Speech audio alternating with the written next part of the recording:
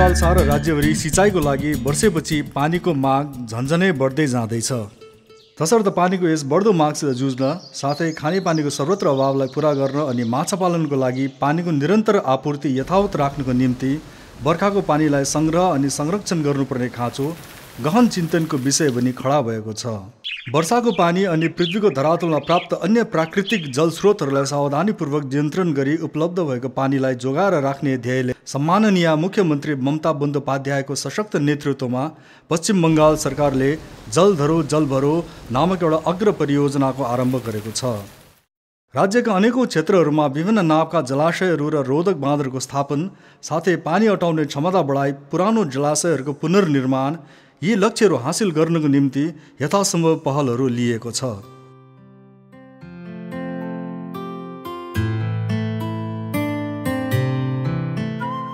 जल सम्पदा अनुसन्धान एवं उत्थान विभागको अधीनमा राज्य जल अनुसन्धान निर्देशनालयले यस जल धरो जल भरो परियोजनाको सार्थक कार्यान्वयनको निम्ति राज्यव्यापी कार्यक्रमहरू श्रृङ्खलाबद्ध तरिकाले दृढतापूर्वक सुरुवात गरेको छ। बर्खाको पानीलाई व्यर्थमा खेर जानुबाट जोगाउनु अनि सो पानीको सदुपयोग सुनिश्चित राख्नु साथसाथै अन्तर्भौम पानीको परिमाणमा स्पष्ट रूपमा वृद्धि ल्याउनु यी कार्यहरू यस परियोजनाको मूलभूत उद्देश्यहरू हुन्। हिउँदमा थुप्रै ससाना नदी र नालाहरू सुक्छन्, तर बर्खामा यिनै नदीनालाहरू बढेर अत्यन्तै प्रभावमय हुन्छन्। तसर्थ यी खोला नालाहरूको ऊर्ध्व प्रभावलाई छेक्नको निम्ति 2 देखि 3 मिटरसम्मको अग्लो रोधक बाँधहरू निर्माण गरिन्छ। एकातर्फ उक्त अवरोधित पानीलाई सिँचाइको लागि व्यवहार गरिन्छ भने अर्कोतर्फ अन्तःश्रवण प्रक्रियाद्वारा अन्तर्भौम पानीको स्तर अनि परिमाणलाई बढाउनको निम्ति उपयोग गरिन्छ। यस उपरान्त धरातलको भौगोलिक विविधतालाई पर्यवेक्षण गरी वैज्ञानिक दृष्टिकोण अनुरूप असल प्रौद्योगिकी उपयोग गरेर खोलाहरूको द्रुत प्रवाह हुने विभिन्न निर्धारित स्थानहरूमा निकास मार्गहरू निर्माण गरिन्छ। यसरी निर्मित ती निकास मार्गहरूमा भरिएको पानीलाई विशेष गरेर सुक्खा मौसममा सिँचाइ नहरहरू मार्फत कृषि भूमिहरूमा सिँचाइको निम्ति उपयोग गरिन्छ। सुदूर भेगहरूमा पानीको आपूर्ति कायम राख्नको निम्ति श्रेणीबद्ध तरिकाले खेत नहरहरू निर्माण गरिन्छ, जसमध्ये कतिपय अंशहरू इँटा, ढुङ्गा, सिमेन्ट र अन्य आवश्यक सामग्रीहरू लगाई खँदिलो बनाइन्छ। यसबाहेक उक्त निर्माण क्रियामा पानी खेर जान सक्ने सम्भावनालाई पनि मध्यनजर राखिन्छ।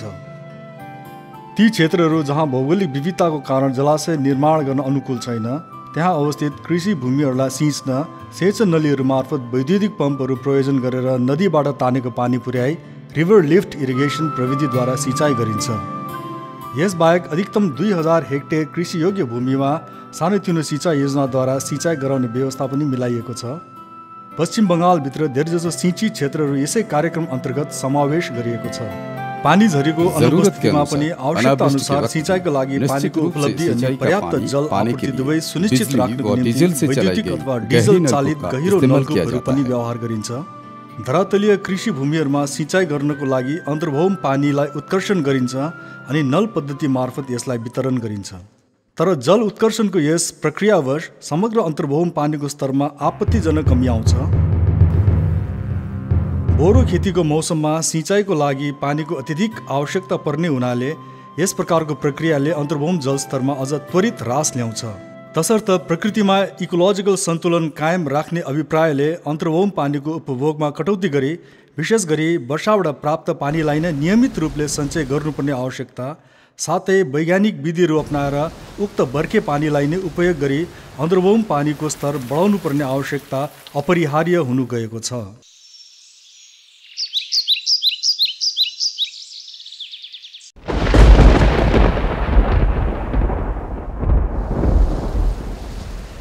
घन घन गुरु गुरु गरजेछे। पानी झरी भइरहने ठाउँतिर वर्षाको पानीलाई सफलतापूर्वक सञ्चय गरी कृत्रिम रिचार्जद्वारा अन्तर्भौम पानीको स्तरलाई बढाउनको निम्ति उपयोग गरिन्छ। यसर्थ बर्खाको पानीलाई सङ्ग्रह गर्नुपर्ने आवश्यकतालाई प्राथमिकता दिनै पर्ने विषय अति महत्त्वपूर्ण बन्न पुगेको छ। जल पृथककारी फेदमा निकास नालाहरूको वरपर पोखरीहरू खनेर त्यसमा पानी भरेर राखिन्छ।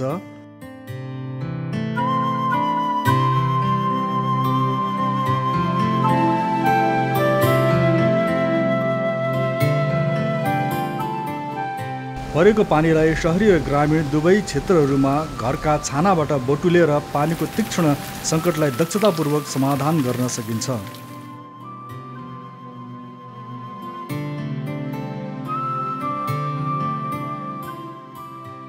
यसरी सङ्ग्रह गरिएको पानीलाई घरेलु कामधन्दाको निम्ति पनि उपयोग गर्न सकिन्छ, जबकि उब्रेको पानीलाई रिचार्ज ट्युबवेलको सहायतार्थ नल पद्धतिद्वारा फिल्टर बेड युक्त जलाशयमा पुर्याइन्छ।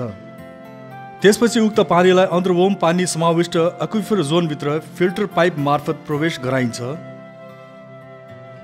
कुनै पनि हालतमा बलेसीको पानीले एक्विफर जोनलाई प्रदूषित अथवा सङ्क्रमित नपारोस् भन्ने खातिर पहिलेबाट त्यसलाई बालुवा, ढुङ्गा र मसिना रोडाहरूबाट पार गराएर कठोरतापूर्वक विशोधन गरिन्छ। यद्यपि अन्तर्भूम पानीलाई सुनिश्चित तरिकाले प्रदूषण मुक्त राख्नको निम्ति सरकारी रेखदेखको नितान्त आवश्यकता पर्दछ।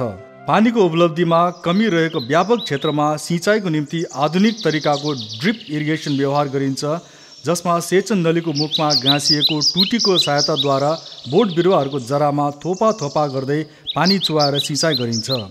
यसको साथसाथै अर्को खुबै लाभदायक तरिकाको स्प्रिङ्कलर इरिगेसन पनि व्यवहार गरिन्छ, जुन प्रविधिमा ती टुटीहरूमा ससाना जोर्नीहरू जडान गरेर कृत्रिम प्रवर्षण उत्पन्न गराई सिँचाइ गरिन्छ। यस प्रविधिले पानीको उपभोगमा निकै फारोपन ल्याउनमा पनि सघाउ पुर्याउँछ। पिटिपद्वारा राज्यको अन्तर्भूम पानीको घटबडलाई प्रत्येक त्रैमासिक अन्तरालमा नाप्ने कार्यकलापलाई राज्य जल अनुसन्धान निर्देशनालयले सर्वेक्षण गरिरहन्छ।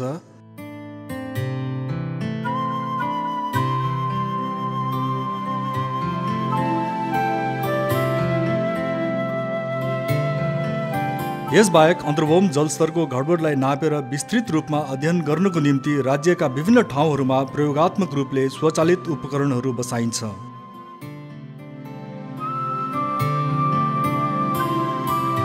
यसको साथै वर्षाबाट प्राप्त पानीको परिमाणको विवरण राख्नको निम्ति प्रत्येक जिल्लाका मुख्यालयहरूमा वर्षामापक यन्त्रहरू लगाइन्छ अनि त्यसबाट प्राप्त परिणामलाई पञ्जीबद्ध गरिन्छ। अन्तर्भूम पानी साथै धरातलीय पानीको गुणस्तरको निरन्तर निरीक्षण गर्नको निम्ति पानीको नमुनाको सङ्ग्रह र जाँच कार्य यस समग्र योजनाको एउटा अत्यन्तै महत्त्वपूर्ण अंश हुन जान्छ।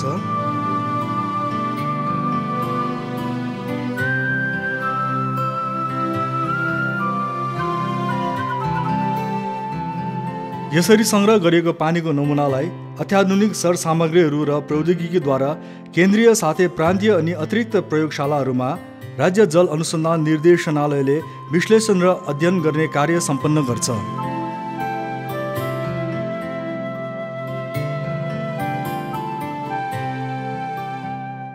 वर्षाको पानीको सङ्ग्रहणद्वारा अन्तर्भूम पानीको स्तरमा क्रमिक वृद्धि गराउनु पर्ने जरुरतलाई गुरुदेव रविन्द्रनाथ ठाकुरले पनि महसुस गर्नुभएको थियो।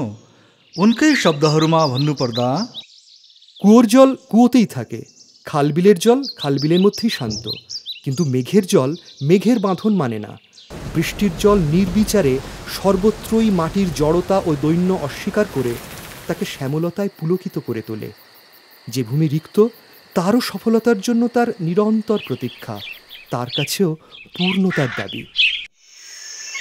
पर्यावरणको आवश्यकताहरूलाई मध्यनजर राखेर जल धरो जल भरो नामक अग्र परियोजनाको माध्यमद्वारा पश्चिम बङ्गाल सरकारले चिताएको लक्ष्यतर्फ कदम अघि बढाएको छ, जसमा राज्य जल अनुसन्धान निर्देशनालयले मूल भूमिका निर्वाह गरेको छ। अन्तर्भूम पानी साथै धरातलीय पानी अनि वर्षाको पानीको उचित उपयोग गर्न तथा उक्त पानीको दुरुपयोग हुनुबाट जोगाउनको निम्ति निर्देशनालयले विभिन्न परियोजनाहरूको पहल गर्ने उत्तरदायित्व लिएको छ, जसको कारणवश कृषि जगत र जनसाधारणको जनजीवनमा नयाँ घाम उदाएको छ।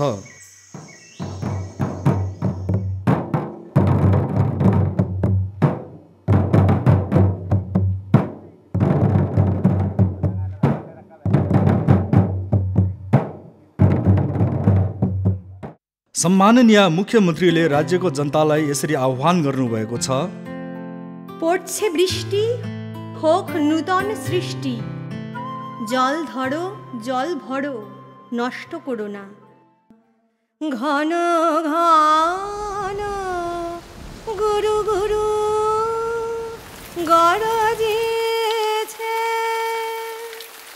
ঝড়ো ঝড়ো নামে, দিকে দিকে